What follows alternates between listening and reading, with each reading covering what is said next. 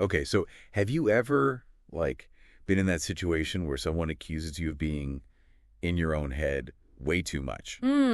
Yeah. Because seriously, mine's like this never-ending debate about, well, everything. From grocery lists Right. to, the meaning of life, Yeah. But get this, and this just blew my mind. Apparently, not everyone has that inner chatterbox going nonstop. Oh, really? Yeah. Some people, they think in pictures, others in patterns. Oh. It's like a whole spectrum of inner experience, which is what this deep dive is all about.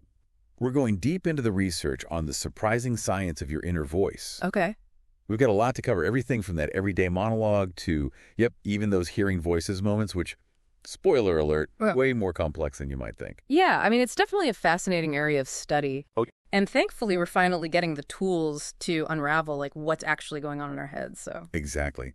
So to kick things off, let's define inner speech, right? Okay. Seems straightforward, that voice we all have in our heads. Right. But surprise, surprise, it's way more nuanced than you might think. It is. Think of it this way. Imagine your mind is like a stage, right? Okay. Inner speech is that actor speaking lines, even if it's a one-person show. Mm-hmm. Visualizing something that's like your set design, emotions are the lighting, the music, all that. But it's not a dialogue, like actual dialogue, unless there are words, actual words involved. Okay, so if I'm, replaying a conversation in my head, and I can actually hear the other person's voice, that's inner speech. You got it. And here's a brain tickler for you. We hear that inner voice because our brains are literally activating the same pathways we use for external sounds, even though it's all happening silently inside. Wait, seriously, so my brain's basically having a silent rave with itself all the time. That's a great way to put it, yeah. That's wild. But what about those people who say their inner world is more like a silent film? No constant narration, just visuals and vibes. That's where things get super interesting. You see, for a long time, we only had people's descriptions of their inner experiences to go off of. Right. Which, let's be honest, can be difficult to really nail down. So researchers had to get cleverer. They developed something called descriptive experience sampling. Okay. Or DES for short. DES. Okay, I'm intrigued, but also a little lost. How do you sample an experience? Okay, so picture this. Okay. You're wearing this beeper, right? Okay. And it goes off randomly throughout the day. Each beep, it's your cue to jot down what's going on in your mind, thoughts, images, feelings. It's like taking a snapshot of your inner world at that exact moment. So you're catching your thoughts in their natural habitat before they put a tie on and pretend to be civilized? Exactly, before they have time to tidy up for company. I love it. Right. And by analyzing thousands of these thought snapshots, researchers made a fascinating discovery. Our inner monologues, they're not the nonstop chatterboxes we think they are. It's more like they chime in at key moments, and there's actually huge variation between people. Some people's beepers are going off way more than others. So what you're saying is some of us have, chatty inner roommates, while others are practically living in peaceful silence. That's a great way to put it. But if most of us do experience this inner speech at least some of the time, what are the other inner thinkers up to? The ones who aren't constantly narrating their lives. Well, remember that video we talked about, do you have an inner voice? Oh, yeah. They suggested most people fall into one of three categories. Verbal, which it sounds like you might be, then pattern, and then visual thinkers. Oh, yeah. The one where they talk about shouting, "I like crickets," in your head, right? See, I'm definitely a verbal thinker then. But what about those other categories? What are they all about? So pattern thinkers, they focus on connections, sequences, relationships, less about words, more about strategy, how things unfold, Imagine a chess player plotting their next move, or a programmer, visualizing how lines of code all fit together. Got it. Patterns, not paragraphs. Exactly. Okay, what about the visual thinkers? What's their inner world look like? For them, it's all about pictures, images, spatial relationships. Think of an artist mentally sketching out a composition or a chef arranging ingredients on a plate, but all in their mind's eye, Fascinating. So it's not just whether you have an inner monologue or not. It's the actual language your thoughts use is different too. Yeah, exactly. This is giving me a whole new appreciation for what's going on up here, that's for sure. But where do these inner voices or images or patterns, where do they come from in the first place? That's a great question. Are we born with them, or do we learn to talk to ourselves? Is there some kind of inner speech manual our brains come preloaded with? If only it were that simple.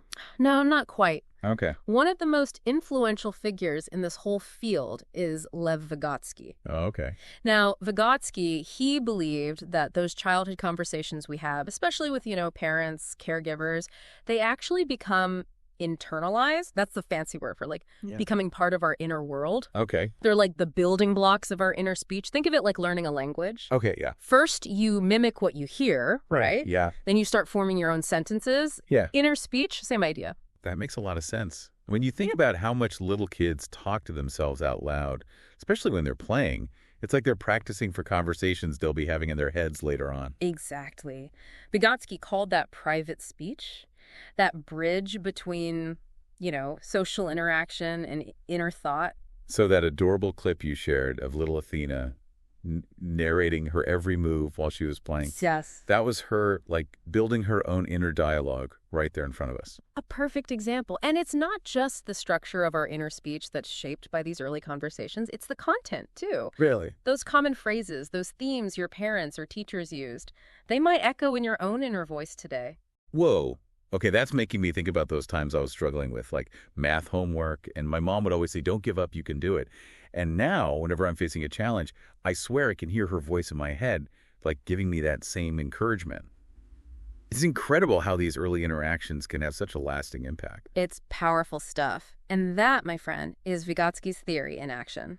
But while those childhood conversations lay the groundwork, our brains don't just stop there. They keep adapting and refining how they handle all that inner chatter as we grow and learn and experience new things. So is there an inner speech center in the brain, like a little room where our thoughts hang out? Oh, I wish it were that simple. While there isn't a single inner speech button we've found, researchers using brain imaging are discovering some really fascinating things about how our gray matter handles these silent conversations. Okay, I am ready to have my mind blown. Tell me everything. Get ready for this. It turns out our brains handle deliberate inner speech when you're, say, mentally rehearsing a presentation or something. Right. Totally different than those spontaneous thoughts that just kind of pop up out of nowhere. Wait, really? So you're telling me my brain has, different settings for thinking on purpose versus, random musings about whether cats dream of electric sheep? You got it. It blew my mind, too, when I first read about it. Researchers, they combined that thought snapshot method we were talking about, right, of the beeper thing, right, with brain imaging. And they found different areas actually light up depending on whether the inner speech was prompted or spontaneous. Wild, right. So my brain is basically a multitasking marvel over here, juggling different types of inner chatter. That's one way to put it. No wonder I sometimes feel like I'm talking to myself with multiple personalities in there. Well, on that note, this research has huge implications, not just for understanding our everyday inner speech, right, but also for those times when those voices in our heads, they aren't just our own thoughts. When people hear voices that aren't actually there. You're talking about auditory hallucinations, right? Exactly. I have to admit, that's a topic that's always fascinated me, but also kind of freaks me out a little. Oh, totally understandable. And it's super important that we approach it with sensitivity, and clarity. Right. Because while we often connect auditory hallucinations with mental health conditions like schizophrenia, right, it's crucial to remember that they can and do occur in other contexts, too. So hearing voices doesn't automatically mean someone is ill. Exactly. Not at all. Research actually suggests a significant number of people experience auditory hallucinations without meeting the criteria for any mental illness. Oh, wow. Yeah, they might hear voices occasionally, maybe during times of high stress, or big transitions in their life, but it doesn't, significantly disrupt their day-to-day. Okay, that's really important to clarify. But in those cases where hearing voices is part of someone's experience of a mental health condition, what might be going on in the brain differently then? That's the million-dollar question, right? Right. And there's a growing body of evidence. It's suggesting that some voice-hearing experiences could actually be stemming from a kind of mix-up of inner speech. A mix-up? You mean when my brain accidentally hits reply all, when it meant to just send a thought to itself? I love that analogy. That's a good one. Right. So normally, with regular old inner speech, our brains recognize those signals as self-generated, right? Right. This is coming from me. Right.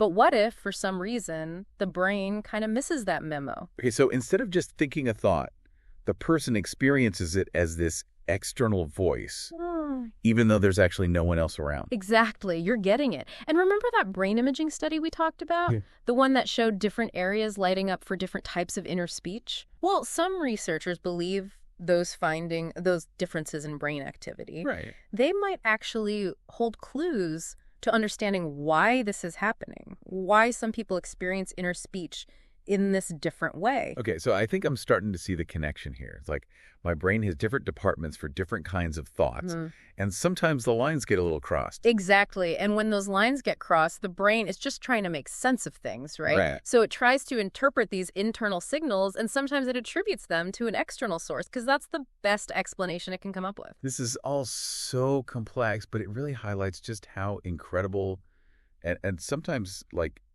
quirky our brains really are. I know, it's amazing, isn't it?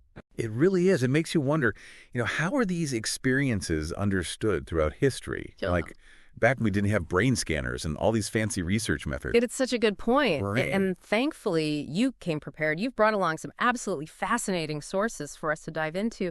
They offer a glimpse into how, these inner voices, particularly those that were labeled as unusual, how they were documented and interpreted across time. Exactly. We have these amazing stories of Marjorie Kemp and Julian of Norwich. Yes. Two medieval women who not only heard voices, but also, had the audacity, I guess you could say, to actually write about their experiences. Yeah. And they left behind these incredibly rich and detailed accounts that, challenge so many of the assumptions that we have about voice hearing, even today. They really do.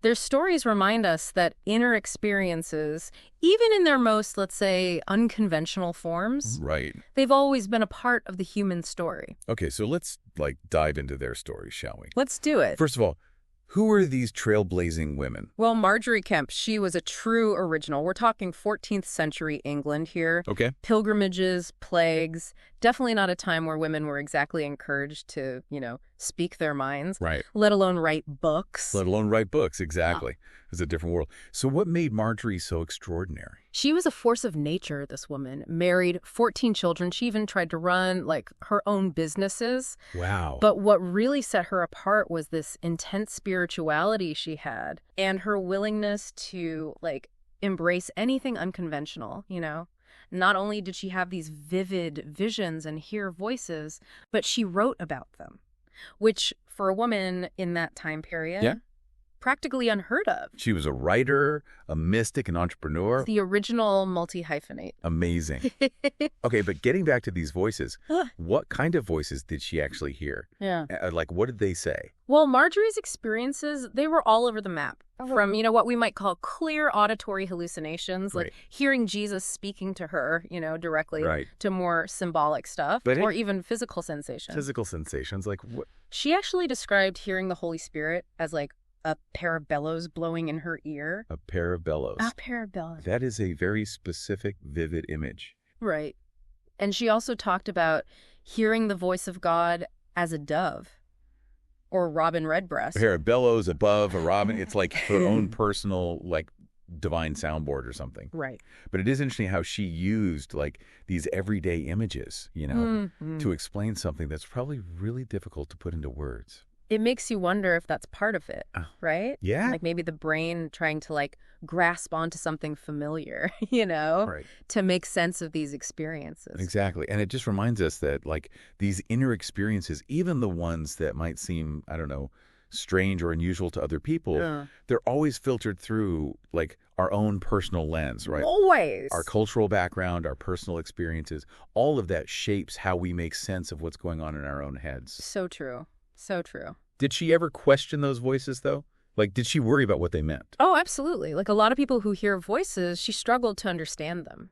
She would seek guidance from, religious figures, trying to figure out, what it all meant. I mean, it's a question for the ages, right? It is. How do we interpret those voices, especially when they seem to be coming from, somewhere other than ourselves? Right, exactly. And that's part of what makes her story so relatable. I mean, even after all these centuries. Right. Because she reminds us that doubt, questioning, it's all part of being human, especially when we encounter things that we don't understand, that like challenge our understanding of how the world works.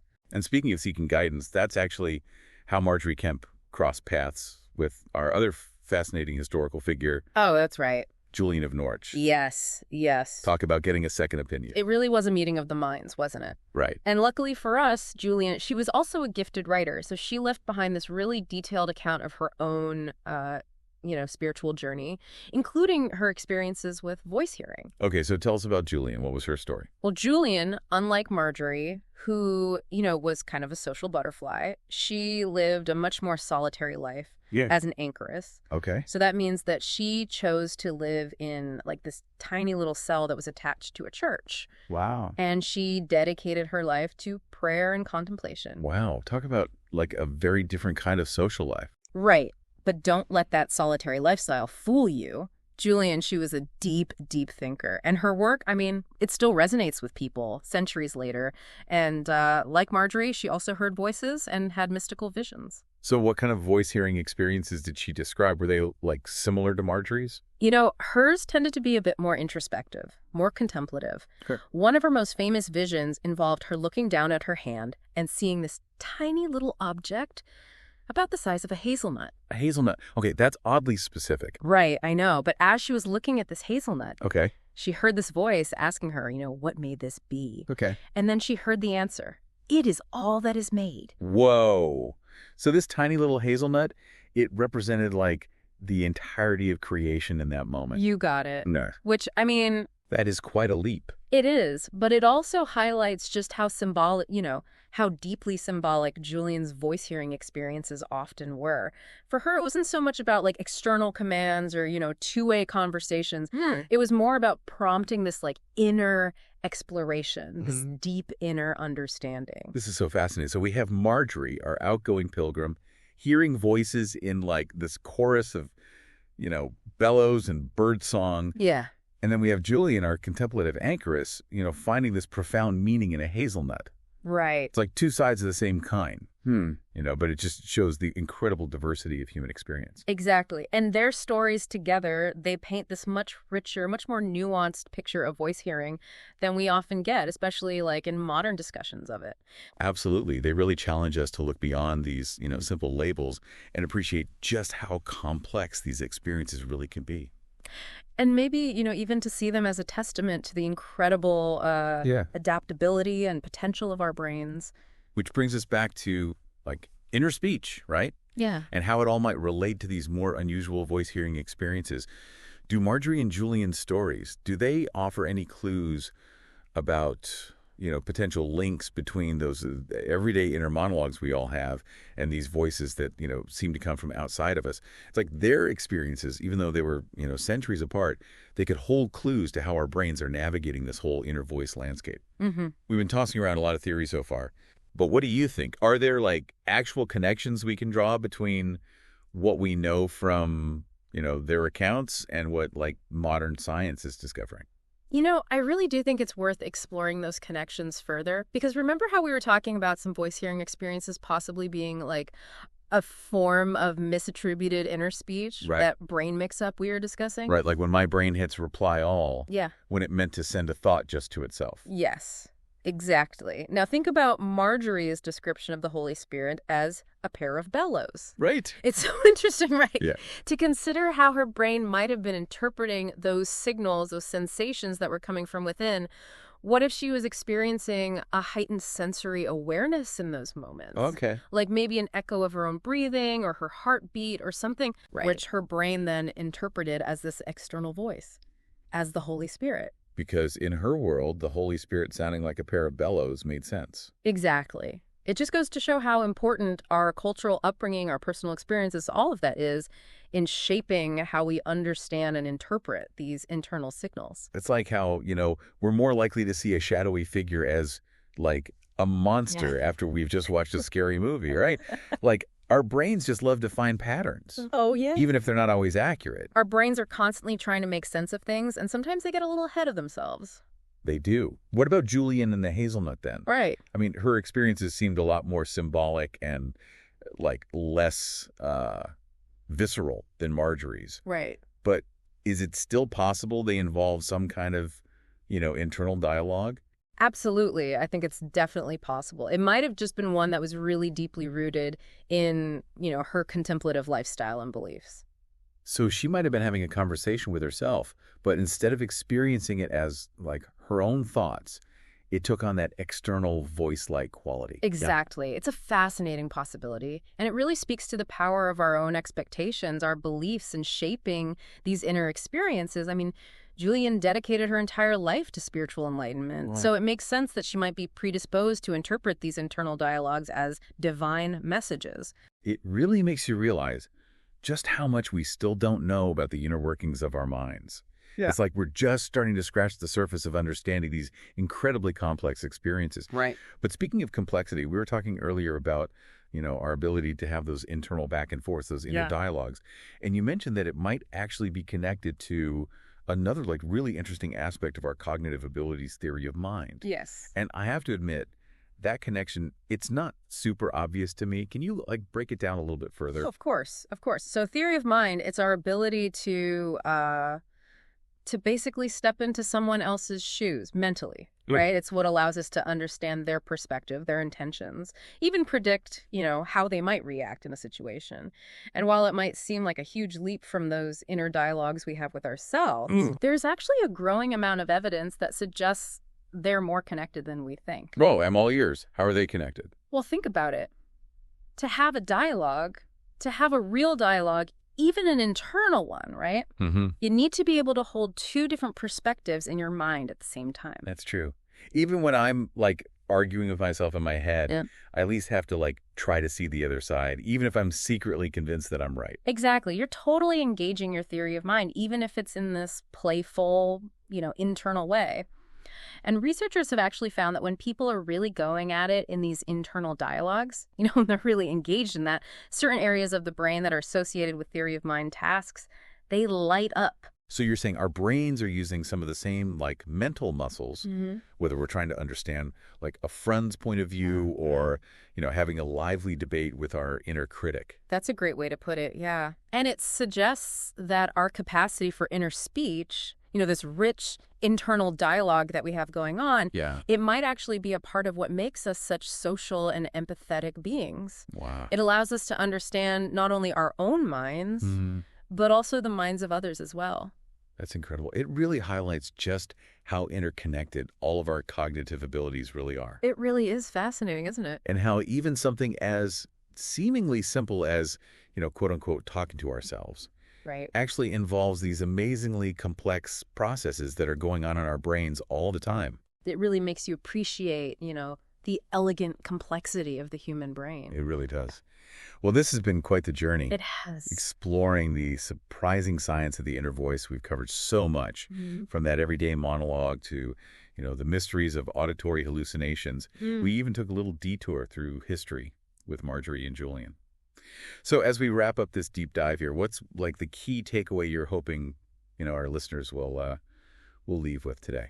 I think the most important thing to remember is that the inner world, even with all of its quirks and complexities, all the things we talked about today, it's a fundamental part of what makes us human. Whether we're hearing this chorus of thoughts or envisioning intricate patterns or, even finding this profound meaning in a tiny little hazelnut. Right. These inner experiences, they deserve our attention.